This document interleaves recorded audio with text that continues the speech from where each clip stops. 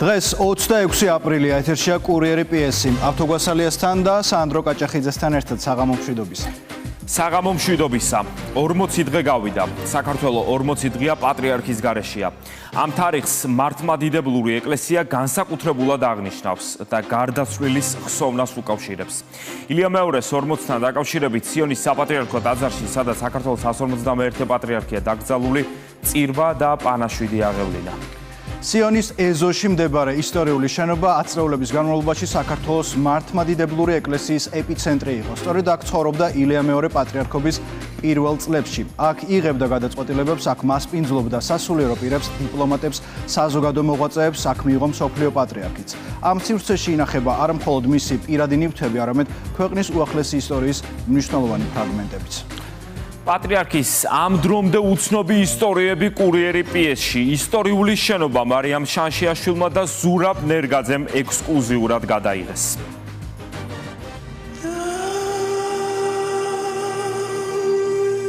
რომ მივდივარ, ესე მგონია იქ ოთახი არის თავის ოთახში. შევდივარ გავუშვათ კანდელს ავანთე, როგორც იყო, ყველაფერი ესე აწყო. ის გარიშეს წერილი და ვერ ვაცნა, ის მგონია რომ ცოცხალია.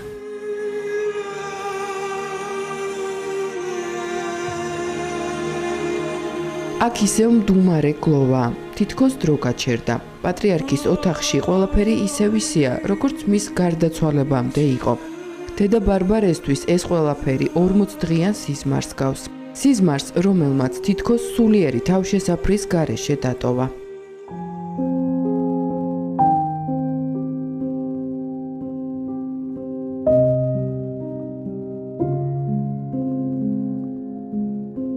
ეს გახლავთ მოწმინდესი საძინებელი ოთახი და თითქმის 17 წელი ამ ოთახში ცხოვრობდა. პროსტურად ეძებდა. ძალიან მოკრძალებული ჩაიკეტებოდა ხოლმე და ის ლოცულობდა.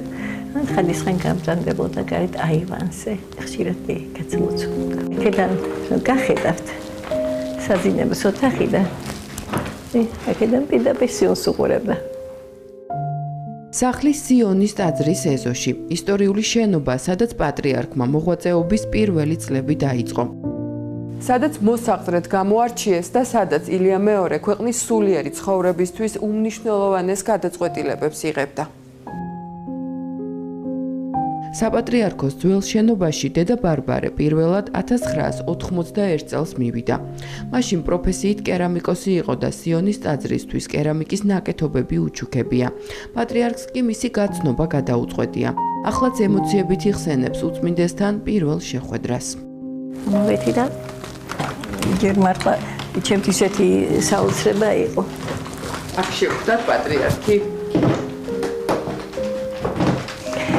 კიდეები სიამოვია მართლა ესე მეგონა მოფრინავდი და პატრიარქს და ისეთი საოცარი წარმოსადეგი და როგორც აი არწივით ესეთი აი სწორ ამ მხრიდან შევედი და იქ იყო შავი დიდი ტახტი და იმაზე თეთრებში იყო ესე კარგად მახსოვს თეთრ სამოსელში იყო და რო შევედი რომ გაიღემა და ეს კილები და ესე იგი ისო სხვანაირი იქ ხო ესეთი იყო შევა აქ ისეთი საყვარელი იყო რაღაცა რა ვიცი ანგელოზივით იყო აქ ყველა ნივთი საქართველოს უახლეს ისტორიას ინახავს და საუკუნის წინანდელ ამბებს აცოცხლებს. საპატრიარქოს ძველი შენობა პატრიარქმა კალისტრატემ 1951 წლის დეკემბერში ააგო. წლების განმავლობაში აქ იყო საქართველოს პატრიარქების მელქისედეკ მესამის, ეფრემ მეორისა და დავითის სულიერის სავანე და საცხოვრებელი. ილია მეორემ კი აქ პატრიარქობის 2 ათეული წელი გაატარა.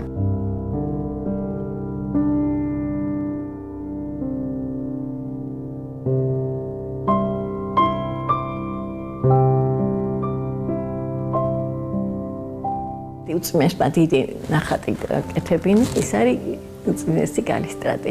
ნუ ყველა უყვარდა უწმეს და განსაკუთრებით კალისტრატე. ეს ძალიან უყვარდა.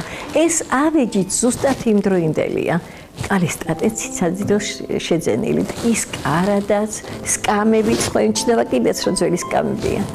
და ეს გადატანილი ქონდა ჩვენ ახალ საპატრიარქოში და აქ იყო სამრევლო სკოლა და მერე უწმინდესმა დააბრუნა ყველაფერი რაც იყო აქ და ისევ თავის ძველი სახე მისცა.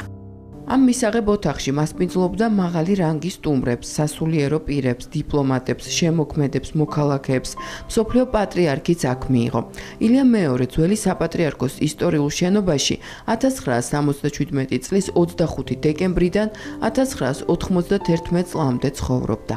ზუსტად სკანის თავზე იყო და რომ დაბრძანდებოდა ხოლმე ის მართლა შარავადები თქონდა. იქ ბრძანდებოდა და ჩვენ იქიდან შემოვიდა. კომუნისტების პერიოდში ეს თავრობის ხალხი კი ვერ მოდიოდა. იმიტომ რომ ახლა მე ჯერას წარმოვადგენდა ჩემს ერთი ამბავი იყო ტეხერი და ვინც ახლა დიდი პიროვნება იყო და ის იმაზე ხო რა იქნებოდა და ამიტომ ყველა მოდიოდა ხამე. მინისტრი ყოფილი იყო თუ ისა მაინც, იმიტომ რომ ქართულ კაცს ყოველთვის წმენა ჰქონდა. ხან მეცნიერებს შეკრებებდა, ხან მსახიობებს. მისი გზა ტაძრამდე მივიდა, მაგრამ მონაზნობაზე არც კი უფიქრია. დედა ბარბარე ერთ-ერთი პირველი იყო, ვინც იმ წლებში პატრიარქის ლოცვა კურთხევით მონაზვნად აღიკვეცა. უცხები შვილი დაუბრუნდა და ის ზუსტად მაგის ლოში ვიყავი მე. მას შემდეგ 30 წელზე მეტი გავიდა. ილია მეორეზე მოსაყოლი და გასახსენებელი ბევრი აქვს. თურმე როცა უწმინდესი და უნეტარესი ეპისტოლეებს წერდა, განმარტოვდებოდა ან ოთახში, ან ქალაქგარეთ გადიოდა. ხშირად წერდა ეპისტოლებს სამნაპატაზე. ბევრი ეპისტოლე აქ დაწერილი. ხანჯერა კარნახა და ისე, მაგრამ თავის სტილი ჰქონდა. მე ყველასას უსმენდა. უწმინდესმა იცოდა ხოლმე, რომ პატარა ბავშვსაც უნდა მოусმინო. სმენის კულტურა უნდა ჰქონდეთ. პატრიარქი ცხოვრობდა სიონთან ახლოს, იმ ტაძართან, სადაც მისი ნახევარსაუკუნოვანი გზა იწყება ირაკლიდან ილიამდე. რთულ დროში საეკლესიო კარჩაკეტილობაში. ჯერ კიდევ მაშინ, როცა ქვეყანა ათეიზმის სიბნელით იყო მოცული და მორწმუნეები ტაძარში ფარულად დადიოდნენ. საეკლესიო დღესასწაულები ხალხს ბუნდოვნად თუ ახსოვდა. შევარდნაძემ დაუნიშნა დაცვა. ხო და ერთი დღე იყო და თქვა ჩემი ხალხიო ძალიან ნერვიულობს ეს ხალხი უთაბრებაო და არ ჭირდებაო და არ ასთან. სულ ყველას თქვენობით გულაპარაკე სულ ყველას. მე არ მახსოვს არასოდეს უწმინდესი ან გაბრაზებული. ერთადერთი აი ერში რაღაცა ხდებოდა ისიც სახელზე ცოტა შეამჩნია რომ განცდები ჰქონდა თორე ან მამაღალი ან მე არასოდეს არ მახსოვს. დიდი თბილი იყო რომ ნებისმიერი ვინც არ ნამოსული ყაი ტერიც რომ მოდიოდა ისიც კი იქიდან აი თვითბოთი და სიყვარულით გადიოდა. დღეს დღე ემატებოდა წლებს წლები, ეკლესიას ეკლესია, მრევლიც თანდათან მრავლდებოდა. მალე მორწმუნეებს საპატრიარქოს ეზოც ვეღარ იტევდა. ყველა სურდა პატრიარქთან შეხვედრა.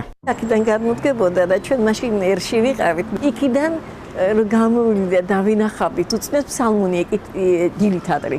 ფსალმოს კითხულობდა ემჩნევა და იქიდან მაინც შეგუნიშავდა ხოლმე ხელს ესე გავუწევ. აკეთებდით ხოლმე და უცხოს სტუმრებიც ისინიც უკვე იცოდა ყველა პატრიარქის ყავა. აქ სადიოობდა 80-იან წლებში. მანამი საპატრიარქოში გადავიდა. მარტო არასოდეს ტრაპეზობდა, განსაკუთრებით იმ წლებში, როცა ქვეყანას ძალიან უჭირდა. წმენს უყვარდა ძალიან ხალხის დაპურება, უყვარდა გაჭირებულების მოწვევა. აი ერთხელ სუფრა გაგვაშლინა დიდებული. საუკეთესო ჭურჭელით ის კი არა და გვეგონა ვიღაცა თავრობის ხალხს ეპატიჟებოდა. ეხლა წადიოდა სიონში ყველა გადმოიყვანეო. ბოლო დღეებშიც თავის ქვეყანაზე მოფიქრალი მოხუცი დედა ბარბარემ სიკვდილამდე ცოტა ხნით ადრე ნახა. შაბათს მორიგე ვიყავი. ჩვენ ხო ღამე მორიგეობდით არა, ლოცულობდით ღამე, მთელი ღამე. და უწმინდესის უწმინდესთან დაჭირდებოდა ან წყალი ან რაღაცა და მიგვეწოდებინა. იმ დღით როცა გარდაიცვალა თან ჩვეულებრივად იყო ისე კი წინასწარ გრძნობდა. გრძნობდა რომ ალბათ იმიტომ რომ ისეთი რაღაც სიტყვები თქვა რომ ვფიქრობ რომ იცოდა. რითაც რო ადგა ჩვეულებრივად იყო. ბოლო დღემდე ლოცულობ. ბოლომდე ღამეც არ იცოდა წუწუნი და ის საერთოდ რომ რამე აწუხებდა. რო თქო რომ ტკივა, ესე იგი მაშინ მართლაც ტკიოდა და რო წაიყვანეს მაშინ ესე კუჭი და მიწახა და მითხრა ხო ეხმარები ხალხსო. თავზე ხელოდამ და მე ვიფიქრე სხვასაც უნდა მეთქი და მალე გამომწე და მე ნანობდი. 2008 წლის მომენტია. ბოლო 25 წლის განმავლობაში ლევან ჭიქანაშვილს ერთი დღეც არ ახსოვს პატრიარქის გარეშე. ილია მეორე ჯერ კიდევ მაშინ გაიცნო, როცა სასულიერო სემინარიის ლექტორი იყო. მოგვიანებით უწმინდესმა სიონში სტიქაროსნად აკურთხა. ბოლოს კი მისი პირადი დაცვის წევრი გახდა. პატრიარქთან ერთად იყო 2008 წელს გორშიც. უწმინდესმა გადაწყვიტა, რომ უნდა წავიდეთო და პასუხი იქიდან არ იყო რუსეთიდან. ნებართვა არ იყო. დედები ტიროდნენ, ხალხი ტიროდა, რომ არა რაღაც. მაგრამ უწმინდესმა მივდივართო და აღმოჩნდით ამ ბრძოლის ველზე ეს ჩვენ თვალით ვნახეთ გარდაცვლილი ქართველი ჯარისკაცები. წირვა ლოცვა უყვარდა. იშვიათად რომ საღამოს ლოცვა გაეცდინა.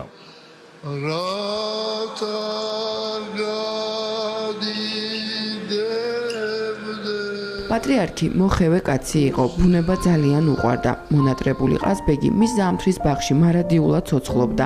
6 საათზე უკვე გამოვიდოდა თავის ოთახიდან, მე ოთახ კარებთან დავხვდებოდი. შევდიოდით ზამთრის ბაღი არის, იქ პატრიარქს უყვარდა ის ადგილი ძალიან. იქ ჩამოსხდებოდით, საუბრობდით, გვიყვებოდა თავის ისტორიებს, სხვადასხვა თემებზე გვესაუბრებოდა ხოლმე.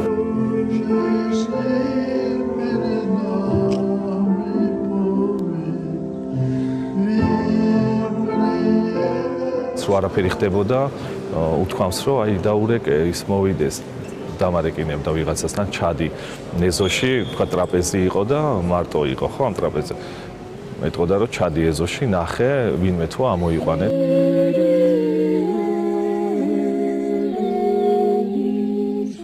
ავჭალის წმინდა იოანე ნათლისმცემლის დედათა მონასტერი პატრიარქის ლოცვა კურთხევით აშენდა. ესე არ განმიცდია მე არაფერი. იმდენად დაგვაკლდა მისი უწმინდესობა. გადავწყვიტეთ, რომ გაგვეკეთებინა კუთხე პატრიარქის 40-მდე. ამ ტაძრის წინამძღოლი პატრიარქის პირველი სტიქაროსანი არქიმანდრიტი ელისე სიხარულიძეა. მან უწმინდესი ჯერ კიდევ მაშინ გაიცნო, როცა სკოლის მოსწავლე იყო. თვითონ გვასწავლიდა, როგორ უნდა დავხვედროდით მის უწმინდესობას, როგორ უნდა შეგვემოსა მანტია, როგორ უნდა მოგვეცვა, თავზე გადაგვატერებინა, თან სინქრონული მოძრაობები უნდა გვეკეთებინა. თან ემოციური, თან დინჯი, თან ბრძენი, თან გულუხვი, იუმორის გრძნობით, კეთილი და გულისხმიერი. ასე ახასიათებს მოსწავლე მასწავლებელს. ცხაკაიაში ვართ, ეს არის 1978 წელი. ძალიან მხიარული იყო ბუნებაში გასვლა, ძალიან უყვარდა მის უწმინდესობას. ერთი მამაო მივიდა პატრიარქთან გახარებული და იცი თქვენო უწმინდესობა, მე-13 შვილი შემეძინაო. ხო და ახთუანებული იყო და პატრიარქმა უთხრა, კარგია, მაგრამ მე მეგონა რომ თქვენ ლოცვა უფრო გიყვართო. ხო და ნუ ძალიან გავიცირე და მე ჩაიხუტა გულში. ასე განვლო ისტორიული გზა მარტომ თუ ქვეყნის ჭირვარამთან ერთად, სიმშვიდეში თუ ქართეხილებით. ეს პატრიარქის ჭირისუფალი საქართველოა ელიას მთაზე, დღეები და ღამეები, როცა სიჩუმეც კი ლოცვას გავდა და როცა მთელი საქართველო სიყვარულში გაერთიანდა.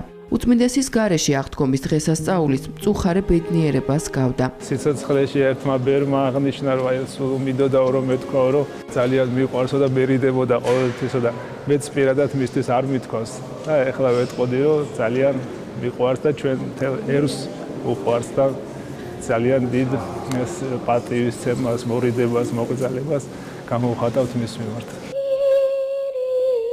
40 დღე გავიდა და სულიერი მამის დაკარგვის შემდეგ ეს ადამიანები სულიერ თავშესაფარსა და ნუგეშს ისევ აქ უწმინდესის საფლავთან ეძებენ. ჩვენი ქვეყნისთვის ძალიან დიდი წვლილი მიუძღვის იმ პერიოდში, როდესაც რწმენა გამქრალი იყო. ჩემთვის ნამდვილად ჩემი პატრიარქი იყო, როდესაც გარდამიცვალა წლის და შვილი. მანამდე მხარდა გარდაცვლილი ძმა და მამა. მადლობა ჩემო პატრიარქო, ყველაფრისთვის, ნუგეშისთვის. პატრიარქის 40-თან დაკავშირებით წირვა მეუფე შიომ სიონის ტაძარში აღავლინა. ძნელია დღეს ჩემთვის, რა თქმა უნდა, საუბარი თქვენს წინაშე და მინდა თქვენთან ერთად ვადიდო ღმერთი და მადლობდე უფალს, რომ მოგვივლინა ჩვენ ასეთ ურთულეს 10 წლეულებში და თითქმის 50 წელი იღვაწა მისმა უწმინდესობამ. ასეთი მწყემსთავარი ღვთივკურთხეულ ქვეყანაში, რომელსაც პატრიარქი თითქმის საუკუნის განმავლობაში ლოცავდა, ახლა ცრემლები და მდუმარება კიდევ უფრო მრავლის მთქმელია, ვიდრე რომელიმე სიტყვა. პატრიარქი ერის სულიერ და ეროვნულ მეხსიერებაში სამუდამოდ დარჩება კეთილმწყემსად, რომელმაც ღამეში მზესავით გამოანათა და ქვეყანა მეორედ მოაქცია. Ekiden ჩვენ შევიწყება. ამბობდა არწევალის მანამ გაერთიანებისა. ნახა გაერთიანებული საქართველო არბათ. საიდან რომელი კუთხიდან არ ჩამოვიდნენ ქართველები.